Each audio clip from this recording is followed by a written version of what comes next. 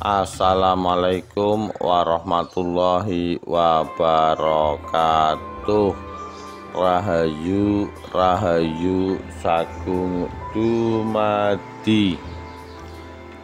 Kesaktian keris Empu Gandring dan ganasnya kutukan sang empu.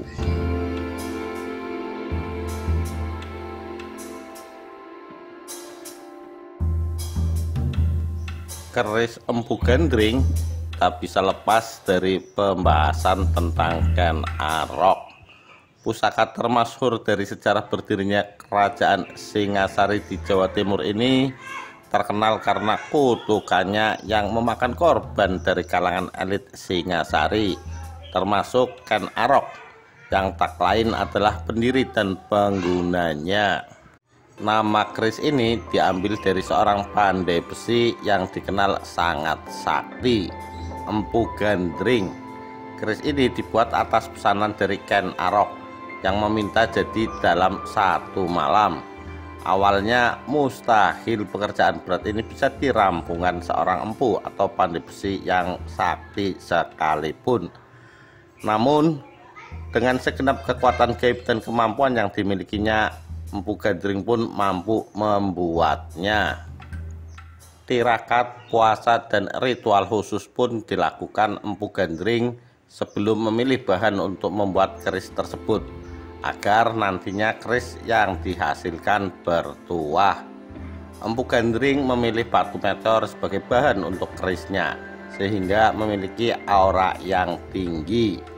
Setelah keris terbentuk, Empu Gandring mencelupkan keris yang masih panas tersebut ke dalam bisa ular. Tak ayal, keris itu menjadi keris dengan bentuk dan wujud yang sempurna, bahkan memiliki kemampuan supranatural yang konon dikatakan melebihi keris pusaka masa itu. Empu Gandring kemudian menyelesaikan pekerjaannya dengan membuat sarung keris. Namun belum lagi sarung tersebut diselesaikan, Ken Arok datang mengambil keris tersebut yang menurutnya sudah 1 hari dan harus diambil. Ironisnya, Ken Arok lantas menguji keris dengan menusuk Empu Gandring yang konon menurutnya tidak menepati janji karena sarung keris itu belum selesai dibuat.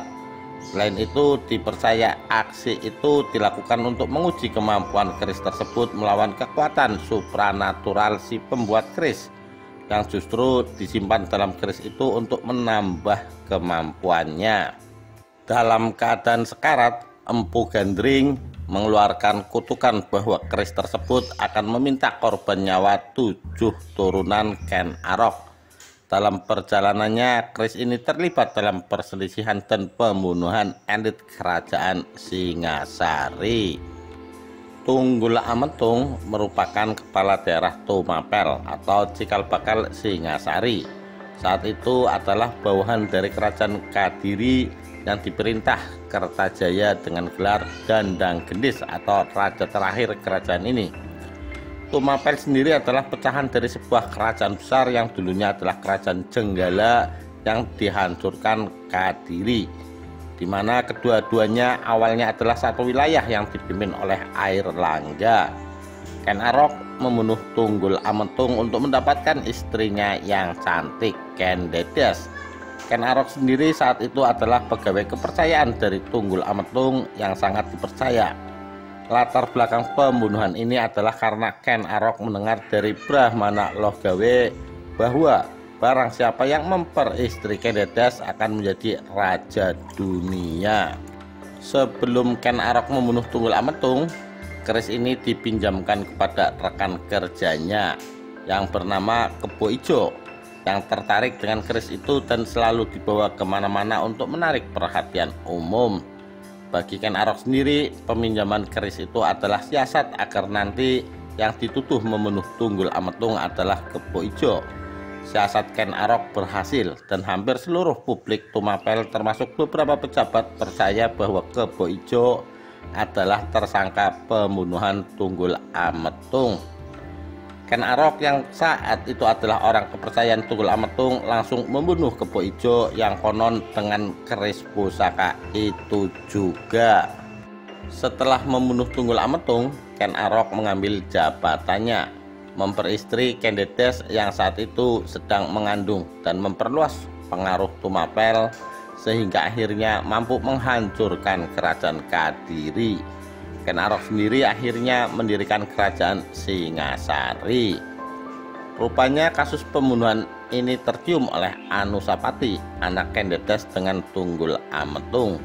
Anusapati yang diangkat anak oleh Ken Arok mengetahui semua kejadian itu dari ibunya, Kendedes, dan bertekad untuk menuntut balas. Pada saat menyendiri di kamar pusaka kerajaan, Ken Arok mengamati pusaka kerajaan yang dimilikinya. Salah satu pusaka yang dimilikinya adalah keris tanpa sarung buatan Empu Gandring yang dikenal sebagai keris Empu Gandring. Melihat cacaran darah pada keris tersebut, ia merasa ketakutan. Terlebih-lebih terdengar suara gaib dari dalam keris tersebut yang meminta tumbal. Ia ingat kutukan Empu Gandring yang dibunuhnya dan serta-merta memantingnya ke tanah sampai hancur berkeping-keping. Ia bermaksud memusnahkannya. Namun ternyata keris tersebut melayang dan menghilang. Sementara Anusapati dan Ki Pangalasan merancang pembunuhan tersebut. Tiba-tiba keris tersebut berada di tangan Anusapati. Anusapati menyerahkan keris kepada Ki Pangalasan yang menurut bahasa sekarang bertugas sebagai eksekutor terhadap Ken Arok. Tugas itu dilaksanakannya, dan untuk menghilangkan jejak, Anusapati membunuh Ki Pangalasan dengan keris itu. Anusapati mengambil alih pemerintahan Ken Arok, tetapi tidak lama karena Tohjaya putra Ken Arok dari Ken Umang akhirnya mengetahui kasus pembunuhan itu, dan Tohjaya pun menuntut balas. Tohjaya mengadakan acara sambung ayam kerajaan yang sangat digemari Anusapati. Ketika Anusapati lengah, Tohjaya mengambil keris Empu Gandring dan langsung membunuhnya di tempat. Tohjaya membunuhnya berdasarkan hukuman di mana Anusapati diyakini membunuh Ken Arok. Setelah membunuh Anusapati, Tohjaya mengangkat dirinya sebagai raja menggantikan Anusapati. Tohjaya sendiri tidak lama memerintah, muncul berbagai ketidakpuasan baik di kalangan rakyat dan bahkan kalangan elit istana yang merupakan keluarganya dan saudaranya sendiri. Di antaranya Mahisa, Cempaka, dan Dyah Lembutal. Ketidakpuasan dan intrik istana ini akhirnya berkobar menjadi peperangan yang menyebabkan tewasnya Tohjaya. Setelah keadaan berhasil dikuasai, tahta kerajaan akhirnya dilanjutkan oleh Ranggawuni yang memerintah cukup lama dan dikatakan adalah masa damai kerajaan Singasari. Sejak terbunuhnya Tohjaya, keris Empu Gandring hilang, tidak diketahui rimbanya. Beberapa sumber spiritual menyebutkan keris Empu Gandring ini sebenarnya tidak hilang, dalam arti hilang, musnah, dan benar-benar tidak diketahui keberadaannya. Di akhir hayatnya, di ujung keris buatannya sendiri, Empu Gandring mengutuk Ken Arok bahwa keris itu akan menelan korban 7 turunan dari Ken Arok. Dalam sejarah ataupun legenda ternyata ada 7 orang terbunuh oleh keris itu, yaitu Empu Gandring, pembuat keris, Kebo Ijo, rekan Ken Arok, Tunggul Ametung, penguasa Tumapel saat itu, Ken Arok, pendiri kerajaan Singasari, Ki Pangalasan, pengawal Anusapati yang membunuh Ken Arok, Anusapati, anak Kendedes yang memerintah Ki Pangalasan, membunuh Ken Arok, dan Tohjaya, putra Ken Arok dari selirnya Ken Umang, tidak terbunuh oleh keris ini. Satu lagi yang terakhir adalah Kendedes yang mati oleh keris itu. Dan kemudian keris itu diambil oleh Raja Jawa yang memiliki kesaktian luar biasa untuk memusnahkan keris itu, dibuang ke kawah Gunung Kelut di Jawa Timur.